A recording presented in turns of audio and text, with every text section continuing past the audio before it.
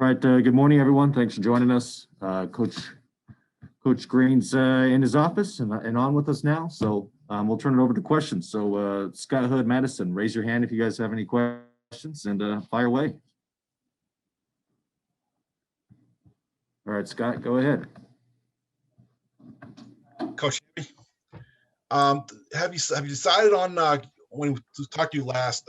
You had some, I guess, some positions that still open to question. Have you decided on who the second baseman is going to be and who the third outfield is going to be? Hey, Scott, we're going to go into the opening weekend with we're going to play a few guys, kind of the same thing that we were a week ago, and with Montez and Vanderbrake, and those two are going to anchor it down. And then you're going to see whether it be Gianni Tomasi, who played for us last year, a little over 280 and some limited to even better than that time. Freshman Kyler Stancato has been very competitive for us.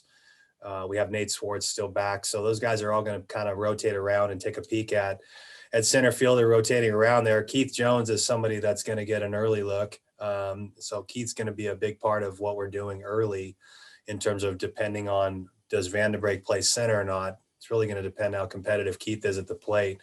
He's a really talented, exciting freshman hitter to look at. He's physical and he's got a chance to be really special at the plate.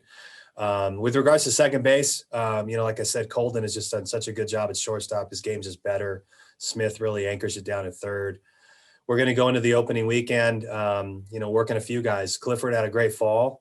Russell has had a great spring. So has Gunnar and Garrett Goldsmith. So we're really going to rotate and kind of platoon that thing over the first 4 games and probably do that over the course of the first couple of weekends and see if we can find some establishment when we get to conference play. But Scott, we like where we are. We have some depth. All of those guys can compete and they're all athletic enough to do something. And, with not having a roster limit, it's really enabled us to take a little bit deeper of a group on the road, and guys can be a little more honed in on having a specific role. So that's where we are. And then with the catching position, I think you're going to see the same thing. Meyer will catch, Gabe Togia will catch, one of those freshmen will probably catch, and Peterson may catch too. It's just those 4-game weekends are pretty crazy, and we're going to try to do as good of a job as we can to get everybody in.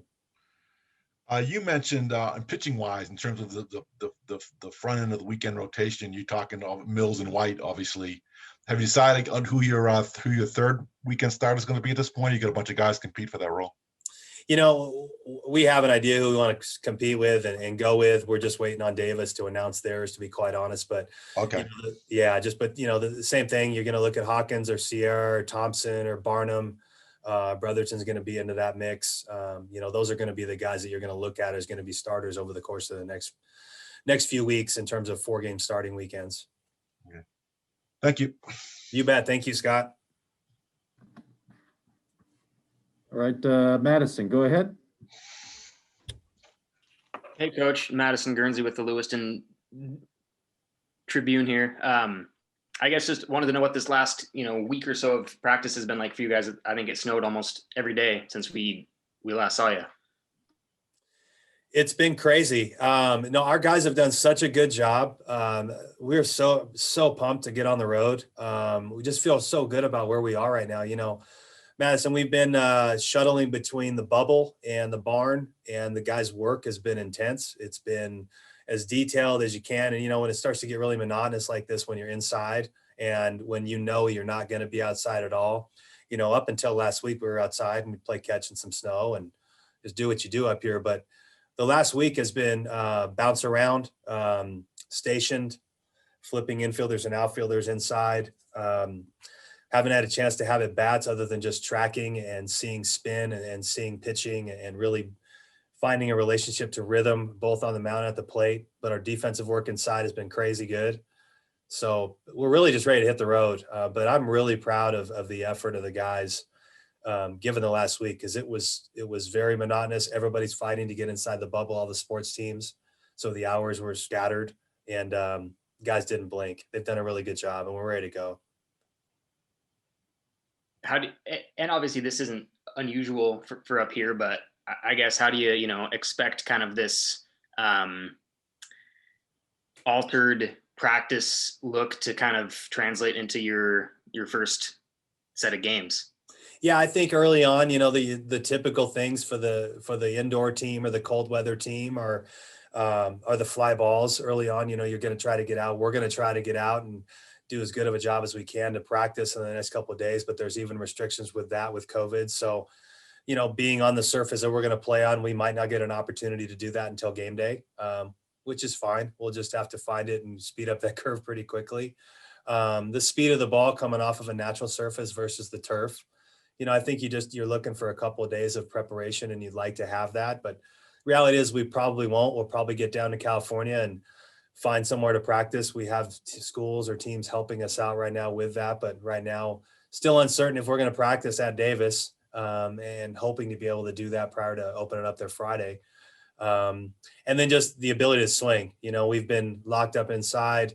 Our guys have done a great job with rhythm.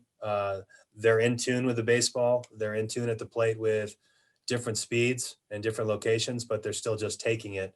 They're getting a lot of swings inside, but that's one of the things that you're going to see. Our guys are going to be missing pitches early on in the season because we just haven't had a chance to swing. Our pitchers have been outstanding and they've been confident of throwing to our hitters inside.